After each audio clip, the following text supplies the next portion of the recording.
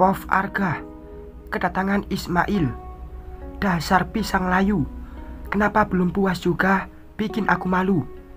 Ibu memukulku tanpa henti dan bahkan sekuat tenaga. Aduh, terpaksa deh pasrah daripada nginap di kantor polisi. Ih, sialnya baru juga nyicipi senang didekati si Udin ganteng. Ini Satpol PP mengganggu lagi. Ampun Bu, sakit jaritku seperti anak teraniaya. Tapi beneran, ini sakit sekali dipukul ibu. Sakit kamu bilang, aku justru lebih sakit darimu. Buk. Hanya sebentar saja berhenti, lalu aku dipukul lagi. Untung dipukul bagian pundak, punggung dan tangan. Coba kalau bagian wajah, bisa hilang pesona Argina cantik. Aku khilaf Bu. Tak tahan menahan sakit, aku beranjak menjauhi ibu. Kemana kamu lari? Hah? Mata ibu melotot seperti harimau.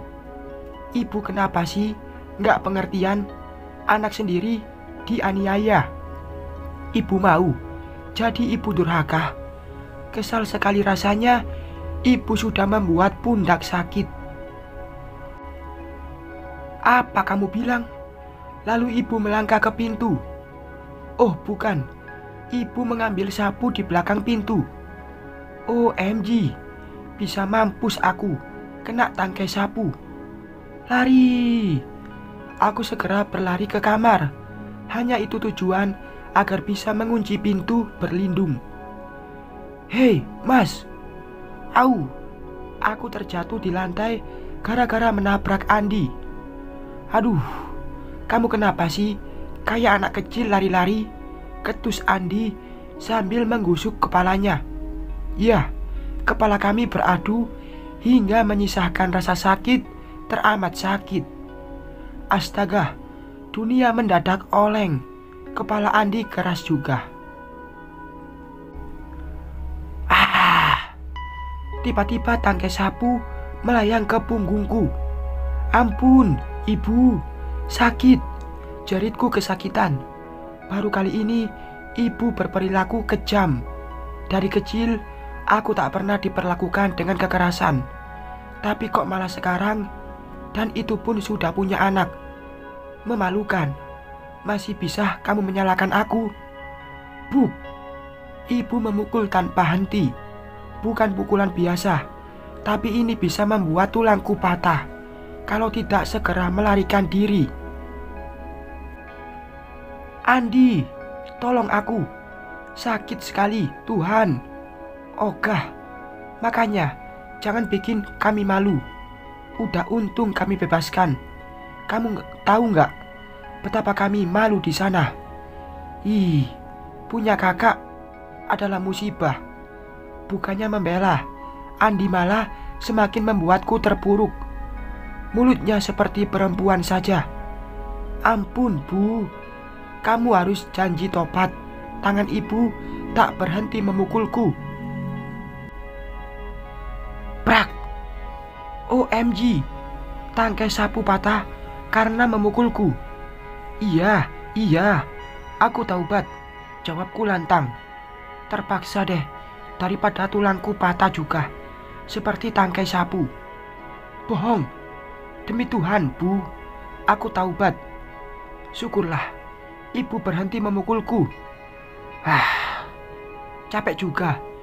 Ibu beranjak ke sofa lalu duduk. Buk.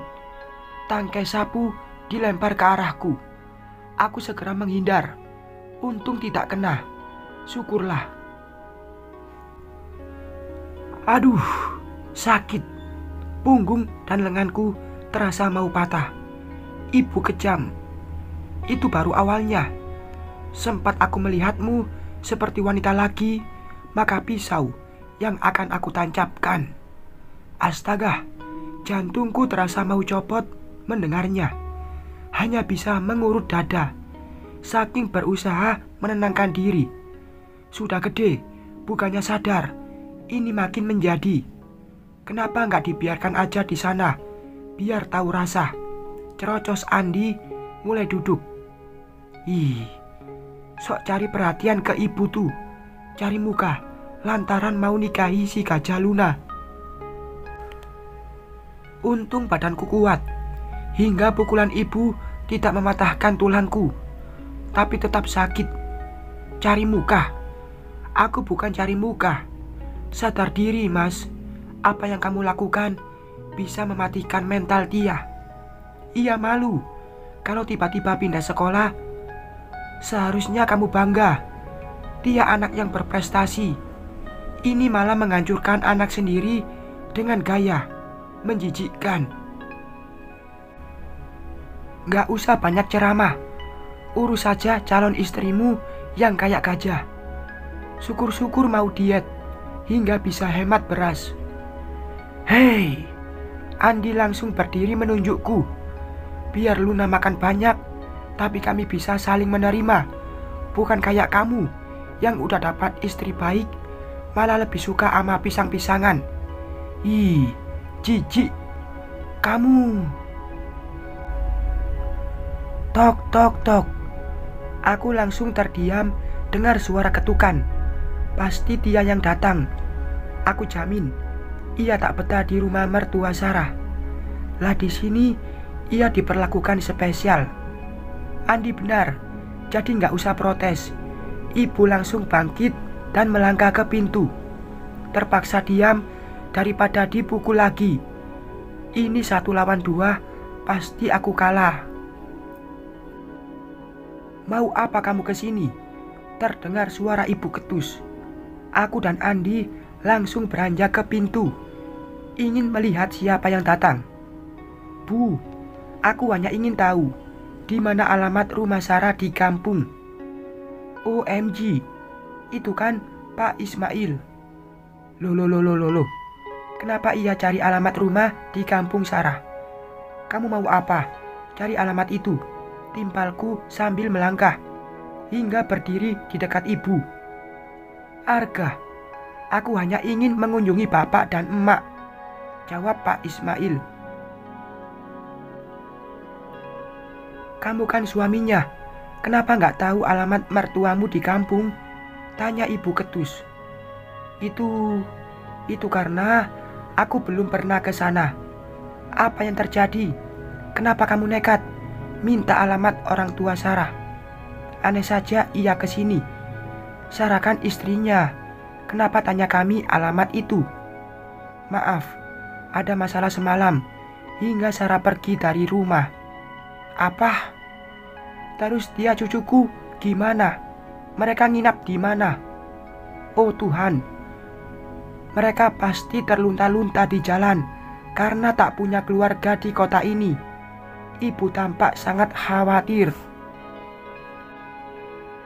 Seharusnya kamu mikir, Mbak Sarah gak punya keluarga di kota ini. Malam-malam bawa emak dan Tia pergi. Apa kamu gak mikirin keselamatan mereka?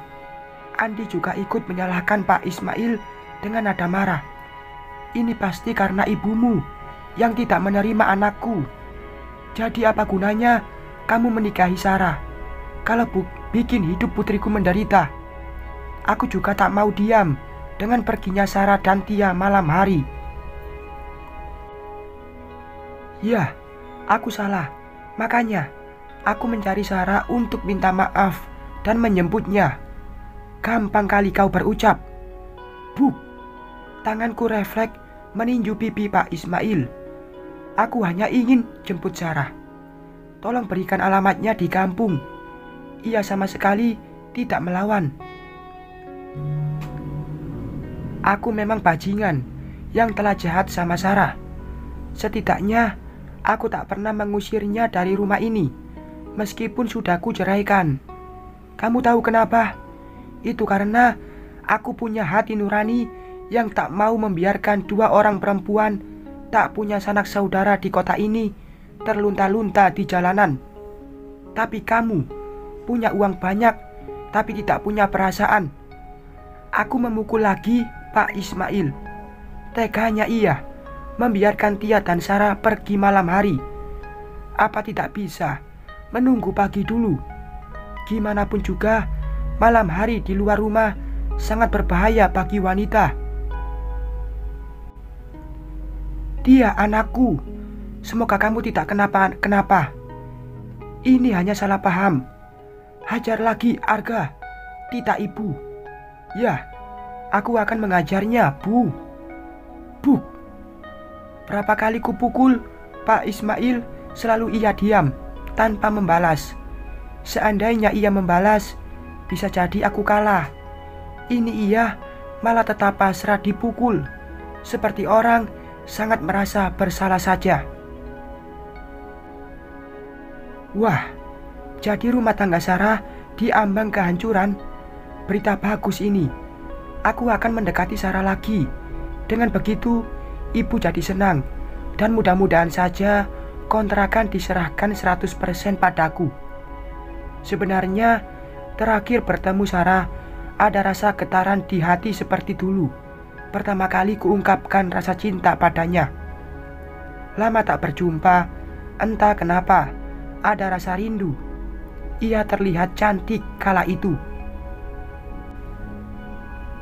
Tolong berikan aku alamat Sarah di kampung, Arga, Bu. Aku berani bayar berapapun, asal bisa menemui Sarah. Pak Ismail masih memohon. Aneh, sudah mengusir kok malah mencari uang. OMG, Pak Ismail mau bayar hanya dengan sebuah alamat. Kami tak butuh uangmu, bentak ibu. Jika terjadi hal yang buruk pada cucuku, kau yang pertama harus bertanggung jawab. Ibu menunjuk Pak Ismail dengan mata melotot. Makanya, kalau nikahi anak orang, datangi kampungnya. Ini kayak mengambil di jalan aja, cerocos Andi. Pernikahan ini mendadak, tanpa direncanakan jauh sebelumnya. Lagian, kami juga berencana ke kampung mengadakan pesta. Tapi karena masalah, Sarah, kamu belum berubah. Selalu gampang ditipu. Ini contohnya. Masa suami sendiri tak tahu rumah orang tuamu di kampung? Apa karena ia duda kaya hingga kamu tidak berpikir panjang? Sebaiknya aku ke kampung mencari Sarah.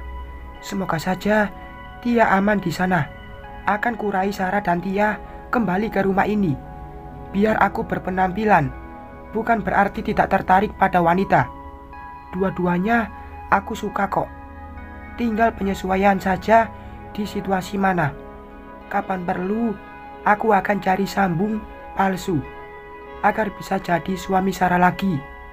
Saatnya membiarkan jenggot dan kumis sedikit lebat agar terlihat garang. Bersambung.